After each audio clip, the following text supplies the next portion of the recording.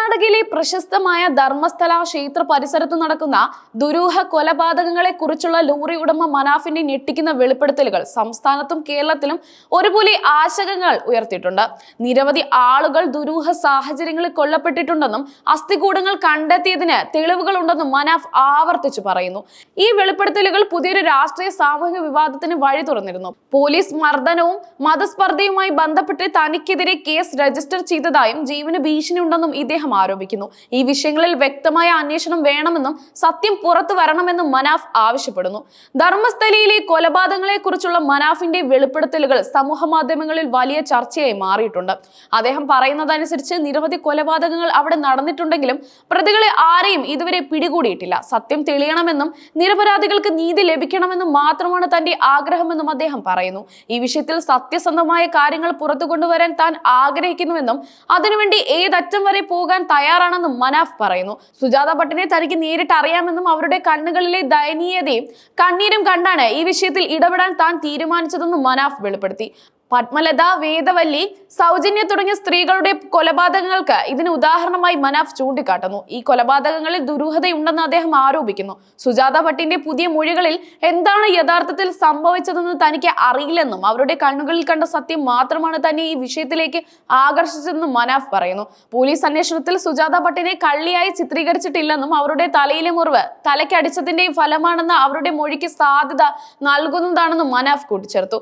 അനന്യയെ കുറിച്ചുള്ള വെളിപ്പെടുത്തലുകളും അന്വേഷണ സംഘം തള്ളിക്കളഞ്ഞിട്ടില്ലെന്ന് അദ്ദേഹം ചൂണ്ടിക്കാട്ടി. മനാഫിന്റെ വെളിപ്പെടുത്തലുകളിൽ ഏറെ ഞെട്ടിക്കുന്ന ഒരു ഭാഗം ഈ ദുരൂഹ കൊലപാതകങ്ങൾക്ക് മലയാളികളും ഇരയായിട്ടുണ്ടെന്നതാണ്. ഒരു ശുചീകരണ തൊഴിലാളിയാണ് മലയാളികളെയും താൻ കുഴിച്ചിട്ടിട്ടുണ്ടെന്ന് വെളിപ്പെടുത്തിയതെന്ന് മനാഫ് പറയുന്നു. കേരള സാരി ഉടുത്തവരെയും താൻ മറവ് ചെയ്തതായി അയാൾ പറഞ്ഞിട്ടുണ്ടെന്ന് മനാഫ് ആവർത്തിച്ചു. ഈ വിഷയത്തിൽ കൊല്ലപ്പെട്ട മലയാളികളുടെ ബന്ധുക്കളെ ബന്ധപ്പെട്ടപ്പോൾ അവർ നിയമ പോരാട്ടത്തിന് തയ്യാറില്ലെന്നും വർഷങ്ങൾ ഒരുപാട് കഴിഞ്ഞുവെന്നും പ്രശ്നങ്ങൾ ഉണ്ടാക്കാൻ താല്പര്യമില്ലെന്നുമാണ് പറഞ്ഞതെന്നും മനാഫ് ആരോപിക്കുന്നു. ധർമ്മസ്ഥലയിലെ ഈ വിഷയത്തിൽ ഇടപെടണമെന്ന് ആക്ഷൻ കമ്മിറ്റിയാണ് തന്നോട് ആവശ്യപ്പെട്ടതെന്ന് മനാഫ് പറയുന്നു. താൻ അവിടെയാണ് പഠിച്ചതും വളർന്നതെന്നും തന്റെ വാപ്പയുടെ വീട് ആ പ്രദേശത്താണെന്നും മരം എടുക്കുന്നതിനും താൻ അവിടേക്ക് പോകാറുണ്ടെന്നും അദ്ദേഹം കൂട്ടിച്ചേർത്തു. ഈ കൊലപാതകങ്ങളെ കുറിച്ച് താൻ വളരെ ചെറുപ്പം മുതലേ കേട്ടിട്ടുണ്ടെന്നും ഇപ്പോൾ അത് തുറന്നു പറയാനുള്ള ധൈര്യം ലഭിച്ചെന്നും അദ്ദേഹം തുറന്നു പറഞ്ഞു. താൻ RSS നേതാക്കളുടെ പക്ഷത്താണ് നിൽക്കുന്നതെന്ന് മനാഫ് വെളിപ്പെടുത്തുന്നു. ഒരു വശത്ത് RSSും മറുവശത്ത് ഭരണസമിതിയും തമ്മിലുള്ള ഭിന്നതയാണ് ധർമ്മസ്ഥലയിൽ നടക്കുന്നതെന്നും അദ്ദേഹം പറയുന്നു. എന്തൊക്കെയായാലും ആളുകളെ കൊന്നു കുഴിച്ചു മൂടിയിട്ടുണ്ടെന്നും അതിന് തെളിവാണ് കണ്ടെത്തിയ അസ്ഥികൂടങ്ങളെന്നും മനാഫ് ഉറപ്പിച്ചു പറയുന്നു.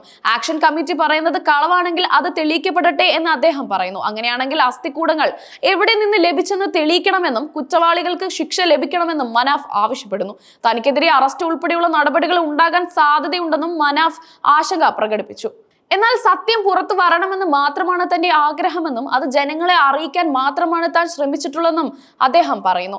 ജീവന് ഭീഷണിയുള്ളതിനാൽ കോഴിക്കോട് പോലീസ് കമ്മീഷണറെ കണ്ട് പോലീസ് സംരക്ഷണം ആവശ്യപ്പെട്ടതായും കമ്മീഷണർ സംരക്ഷണം നൽകാമെന്ന് ഉറപ്പ് നൽകിയതായും മനാഫ് പറഞ്ഞു. ഉടുപ്പി പോലീസ് തനിക്കെതിരെ മതസ്പർദ്ധയ്ക്ക് പുതിയ കേസ് രജിസ്റ്റർ ചെയ്തതായും ഇന്ന് വാറണ്ട് നൽകാൻ എത്തുമെന്ന് അറിയിച്ചതായും മനാഫ് വ്യക്തമാക്കി.